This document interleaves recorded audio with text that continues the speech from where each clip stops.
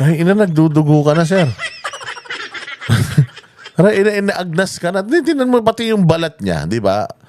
Bakit na, mas maitim naman ako siguro kay sir, di ba? Oo, kasi Ilocano to. Oo, ang balat nito, Ilocano. Balat ng Ilocano, parang ano yan eh. Parang balat ng pitaka yan. May itim talaga mga Ilocano. Makikita mo Ilocano, kahit gaano kaputi, tingnan mo yung siko. Putang ina, maitim ang siko niyan. Oo, tingnan niyo yung siko ko. Oo, di ba? Ayan, oh. Oh, ayan, oh. Ilocano yan, oh. Ito, Ilocano. Di ganyan talaga mga Ilocano. Pero tingnan mo yung balat niya, di ba? I mean, hindi naman ako eksperto sa balat. Pero I am sure with all the money in the world, so sobrang dami ng pera mo, putya, hindi ako maniniwala na ang kutis mo, eh, kutis betlog pa din. Di ba? Tingnan mo yung mga kutis ng mga anak. Tingnan mo yung kutis ng mga anak nila, ang puputi.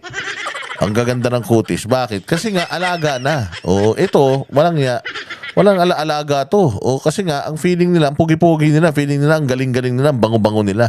Imaginein mo, dumudugo bibig nito. Singhutin nyo yung bunganga niyan. Utangin na, subukan yung amuyin yung bibig niyan. Amoy gingivitis, sigurado. Di ba? At saka hindi lang to bastang pagdurugo, ha. Tingnan mo, puta, kalahati ng bunganga niya may dugo na. As hindi niya pa nararamdaman, hindi niya napapansin. Malalasahan mo yan, eh. Ang pangit ang lasa. Habang nagsasalita ka, di ba? Lasang dugo. Alam mo naman yun, yung lasang dugo, eh. Pero siya, puta, hindi niya na nararamdaman. Diretso pa din siya ng salita. O, kita mo yung bunganga niya, o, nagdudugo na. O, imaginein mo, sabi ko nga sa inyo eh, nung una ko tong nakita, sabi ko, kadiri naman to. Tangina, taas ito, hahalikan mo ganito bunganga, Diyos ko po. O, nakakadiri naman to. Pero, ano yung reason, ba't duduguin ka ng ganyan? Ano ba, may regla ba yung kinain mo, ganon? Sorry. Hindi, lang naman yung reason. Ba't ka duduguin dyan eh? Oo, gumanong ka. Basta ganun mo, may dugo yung bunganga mo. Oo, hindi ba? It's either like that. Or, ayun nga, antinding gingivitis naman yan. Or, pwede rin na mayroon kang kinaskas sa gilagid mo. Kaya dumugo yan. Putangin na yan. Ano may kinakaskas-kaskas sa gilagid? Di ba? Ano ba yun? Hindi ko alam, ha? O, malay mo, baka asin. Ganyan, ginanon mo, mayroon ka singaw. O, kasi pagka may singaw ko, lalagyan ka ng asin eh. O, para mabilis gumaling, kaya tawas, ganyan. O, baka kinaskas ng tao sa sugat, gano'n, tapos dumugo na ganyan. Hindi kasi, sobrang lakas, sobrang daming dugo niya. For a gingivitis, sobrang dami yan. And, mararamdaman mo kagad yan eh. Teka, parang lasang hindi laway na to, ah. Di ba, ay gagawin mo dyan, iinom ka. Di ba, para matanggal yung lasa. Pero sa kanya po siya, wala siyang pake, wala na siyang nararamdaman. Yes, pare. All right. Dokumento, marami masyadong proseso. Ang punot dulo ay nagiging matagal na. Nagiging masyadong matagal ang pagbigay ng mga benepisyo na ito.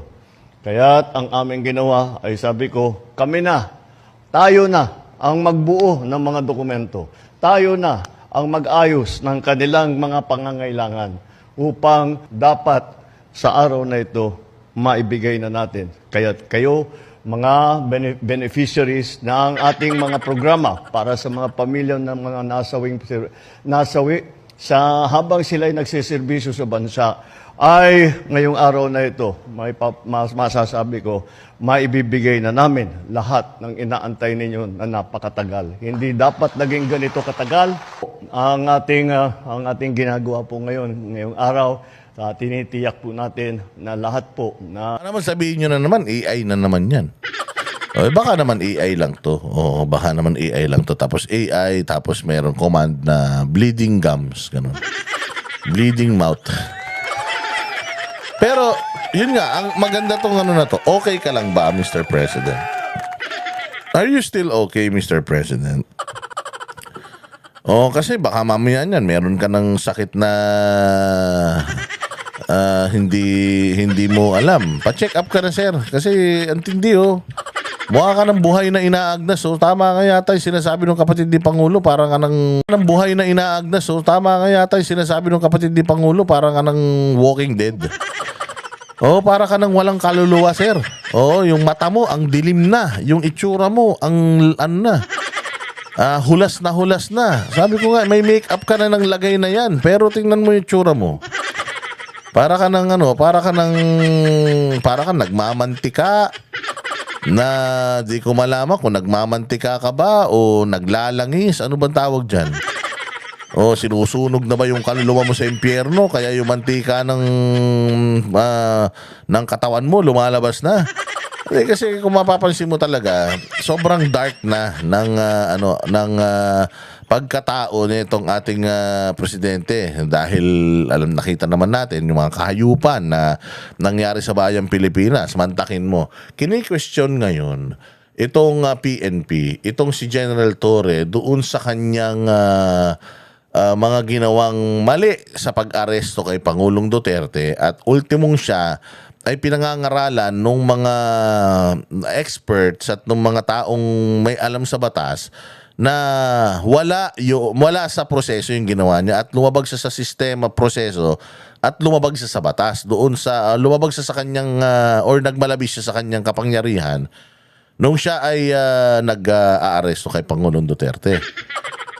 Pero pinarangalan nito. Kaya nga sabi ko, anong tao ang merong matinong pag-iisip na buong Pilipinas sinasabi na itong tao na ito ay walang kaluluwa, itong tao na to ay napakasama, itong tao na to ay nagmalabis sa kapangyarihan. Nakita mo naman yung dami ng tao lumabas sa mga kalsada at gigil na gigil dito kay General Torre. Anong naisip mo at pinarangalan mo pa at ipinromote mo pa, hindi ba? It's either, sabi nga nung kapatid ni Pangulong Duterte, you have there's a good choice and there's a bad choice. You are always choosing the bad choice. You're always choosing the bad way. Doon ko masasabi na itong tao na to wala na tong kaluluwa. Why? Wala nang konsensya yan eh. Kasi tayo, bago mo kunin yung halimbawa may nakita kang 10 piso sa lamesa. 10 piso. Hindi akin to eh. Pero kunin ko, pambili ko Yossi. Pero hindi akin to eh. Uy, wag mong kunin yan. Wag mong kunin yan. May bumubulong na gano'n sa'yo, di ba? Wag mong kunin yan, Boss Dada. Wag mong kunin yan, huy. Hindi naman sa'yo yan. Ba't mo kukunin yan? Kung sa'yo yan, di sana nasa bulsa mo yan. Oo nga. Hindi nga akin to. Tapos sa kabila mo, may bumubulong naman. Kunin mo. Kaya nga nandyan sa mesa eh. Nakita mo eh, di sa'yo yan. O di sana kung hindi sa iyan, hindi mo sana nakita yan, di ba? Pero pagdaan mo nakita mo para sa iyan. Kunin mo yung 10 piso, ibili mo ng Yossi, pre.